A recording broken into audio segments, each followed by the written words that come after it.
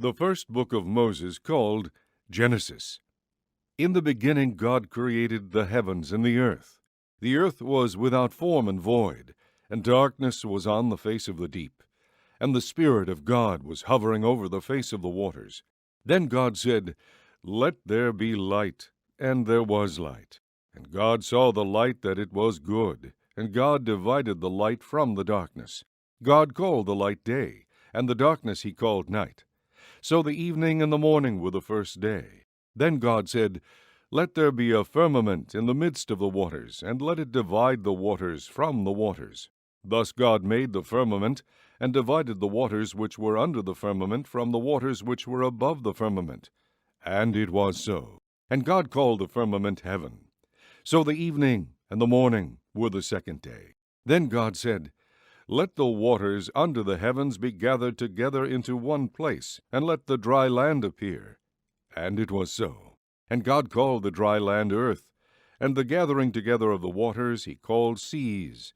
And God saw that it was good. Then God said, "Let the earth bring forth grass, the herb that yields seed, and the fruit tree that yields fruit according to its kind, whose seed is in itself, on the earth." And it was so. And the earth brought forth grass, the herb that yields seed according to its kind, and the tree that yields fruit, whose seed is in itself according to its kind.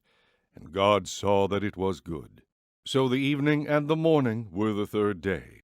Then God said, "Let there be lights in the firmament of the heavens to divide the day from the night, and let them be for signs and seasons, and for days and years, and let them be for lights in the firmament of the heavens, to give light on the earth."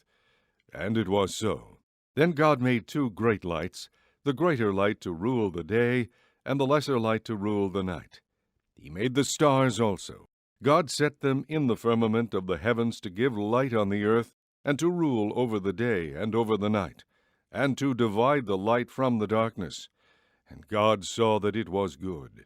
So the evening and the morning were the fourth day. Then God said, "Let the waters abound with an abundance of living creatures, and let birds fly above the earth across the face of the firmament of the heavens."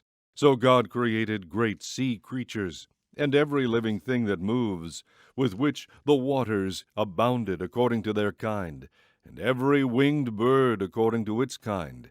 And God saw that it was good. And God blessed them, saying, "Be fruitful and multiply, and fill the waters in the seas, and let birds multiply on the earth."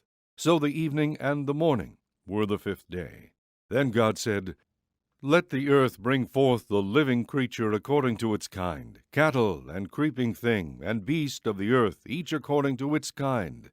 And it was so. And God made the beast of the earth according to its kind, cattle according to its kind, and everything that creeps on the earth according to its kind.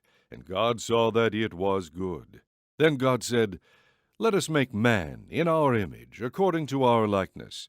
Let them have dominion over the fish of the sea, over the birds of the air, and over the cattle, over all the earth, and over every creeping thing that creeps on the earth." So God created man in his own image. In the image of God he created him. Male and female he created them. Then God blessed them, and God said to them, "Be fruitful and multiply, fill the earth and subdue it. Have dominion over the fish of the sea, over the birds of the air, and over every living thing that moves on the earth." And God said, "See, I have given you every herb that yields seed, which is on the face of all the earth, and every tree whose fruit yields seed. To you it shall be for food. Also to every beast of the earth, to every bird of the air, and to everything that creeps on the earth, in which there is life, I have given every green herb for food." And it was so. Then God saw everything that he had made, and indeed it was very good. So the evening and the morning were the sixth day. Chapter 2. Thus the heavens and the earth and all the host of them were finished. And on the seventh day God ended his work which he had done, and he rested on the seventh day from all his work which he had done. Then God blessed the seventh day and sanctified it, because in it he rested from all his work which God had created and made. This is the history of the heavens and the earth when they were created, in the day that the Lord God made the earth and the heavens. before any plant of the field was in the earth, and before any herb of the field had grown. For the Lord God had not caused it to rain on the earth, and there was no man to till the ground. But a mist went up from the earth and watered the whole face of the ground. And the Lord God formed man of the dust of the ground, and breathed into his nostrils the breath of life, and man became a living being. The Lord God planted a garden eastward in Eden, and there he put the man whom he had formed. And out of the ground the Lord God made every tree grow that is pleasant to the sight and good for food. The tree of life was also in the midst of the garden, and the tree of the knowledge of good and evil. Now a river went out of Eden to water the garden, and from there it parted and became 4 river heads. The name of the first is Pishon. It is the one which skirts the whole land of Havilah, where there is gold. And the gold of that land is good. Bdellium and onyx stone are there. The name of the second river is Gihon. It is the one which goes around the whole land of Cush. The name of the third river is Hiddekel. It is the one which goes toward the east of Assyria. The fourth river is the Euphrates. Then the Lord God took the man and put him in the Garden of Eden to tend and keep it. And the Lord God commanded the man, saying, Of every tree of the garden you may freely eat, but of the tree of the knowledge of good and evil you shall not eat, for in the day that you eat of it you shall surely die. And the Lord God said, It is not good that man should be alone. I will make him a helper comparable to him. Out of the ground the Lord God formed every beast of the field, and every bird of the air, and brought them to Adam to see what he would call them. And whatever Adam called each living creature, that was its name.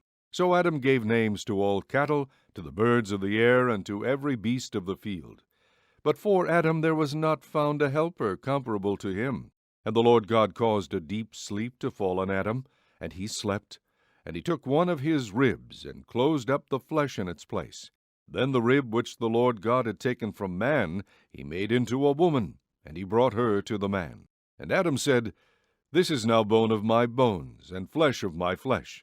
She shall be called woman, because she was taken out of man.